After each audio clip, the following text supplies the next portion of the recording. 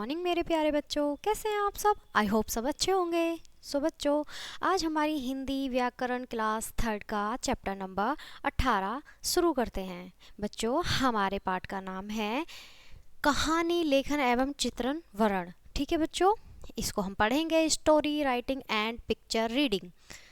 ठीक है, कहानी सुनने में बहुत मज़ा आता है, कहानियाँ पढ़ने में भी बहुत मज़ा आता है।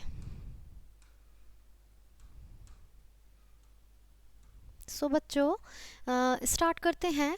कहानी सुनने में बहुत मज़ा आता है, कहानियाँ पढ़ने में भी बहुत मनोरंजन होता है। कहानियाँ होती ही मज़ेदार हैं, कहानियों से ज्ञान बढ़ता है। कुछ कहानियाँ हमें शिक्षा देती हैं, कुछ अच्छी बातें सिखाती हैं। कहानी लिखना कठिन नहीं है। कहानी लिखने से पहले हम एक कहानी पढ़ते हैं, इसमें एक शीर्षक होता है, वह अंत में अच्छी सीख भी मिलती है। बच्चों, आप सबने देखा होगा कि जब हम कहानियाँ पढ़ते हैं तो पढ़ने के साथ साथ हमें एक तो वो रोचक लगती हैं, मनोरंजन लगती हैं और हमें बहुत मज़ा आता है उसे पढ़ने में। लेकिन कहानी पढ़ने के साथ साथ हमें कहानियाँ कुछ सीख भी देती हैं। सो बच्चों, आगे देखते हैं। कहानी लिखते समय ध्यान रखने योग्य बातें। जब हम कहानी लिखेंगे तो उन्हें ध्यान में रखने योग्य बातें हैं। ये कुछ पॉइंट दे रखे हैं। कहानी रोचक होनी चाहिए। कहानी की भाषा शैली आसान और साधारण होनी चाहिए। कोई भी कहानी लिख रहे हैं उसमें कोई भी हम वाक्य या शब्द अपना कठिन प्रयोग नहीं करेंगे। कहानी में शब्दों और वाक्यों को शुद्ध रूप में लिखना चाहिए। कहानी में घटनाएं क्रमबद्ध रूप से लिखी होनी चाहिए। कहानी के अंत में शिक्षा जरूर लिखनी चाहिए। नीचे कुछ कहानियाँ दी जा रही हैं, इन्हें पढ़कर कहानियाँ लिखने का अभ्यास कीजिए। ठीक है मेरे प्यारे बच्चों, आओ कहानी सुने सुनाएं। यहाँ हम पढ़ते हैं, आओ कहानी सुने सुनाएं। ठीक है बच्चों, आगे बढ़ते हैं।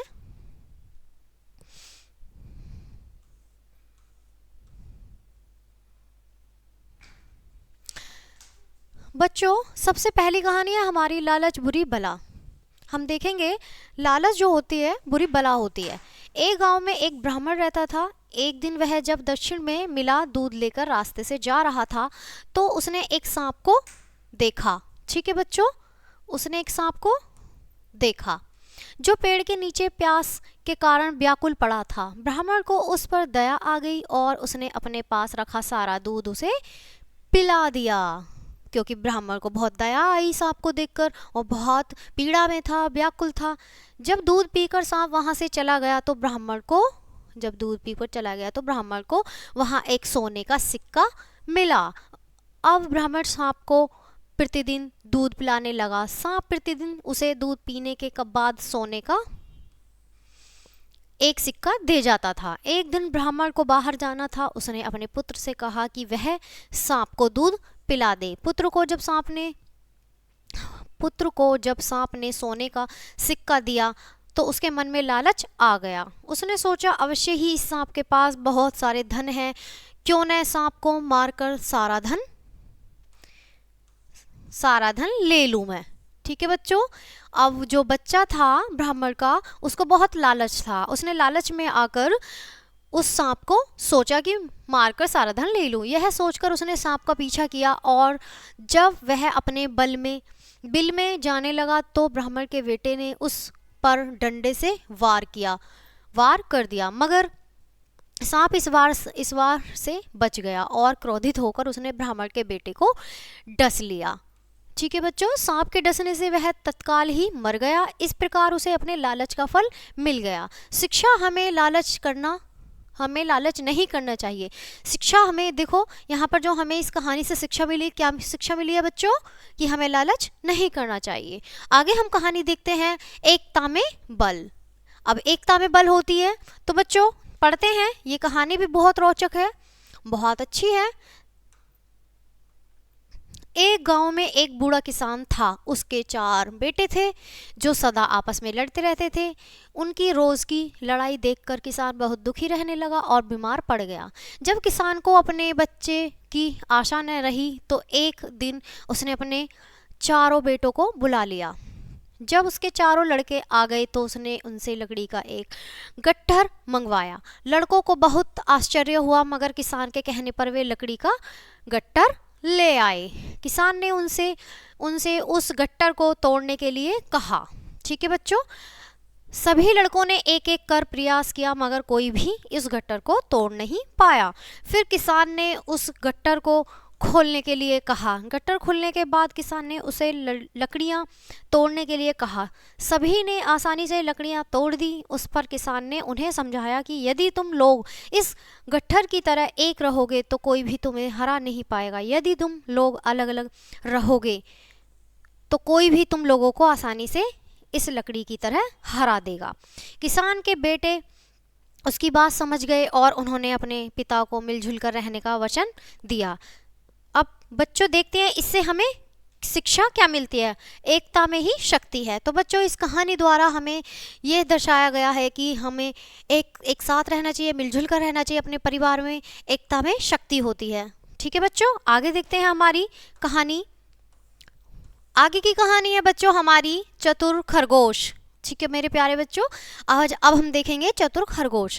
किसी जंगल में एक शेर रहता था। जब भी उसे भूख लगती थी वह जानवरों को मारकर खाता था। जंगल के सभी जानवर उसे बहुत भयभीत रहते थे। धीरे धीरे जंगल में जानवरों की संख्या कम होने लगी।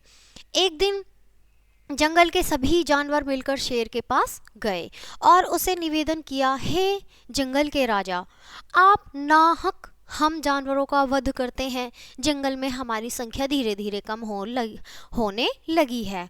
आपके आहार के लिए एक जानवर प्रतिदिन आपके पास आ जाया करेगा। शेर ने सोचा चलो ठीक है, शिकार के लिए दौड़ भाग नहीं करनी पड़ेगी। उसने कहा ठीक है, किंतु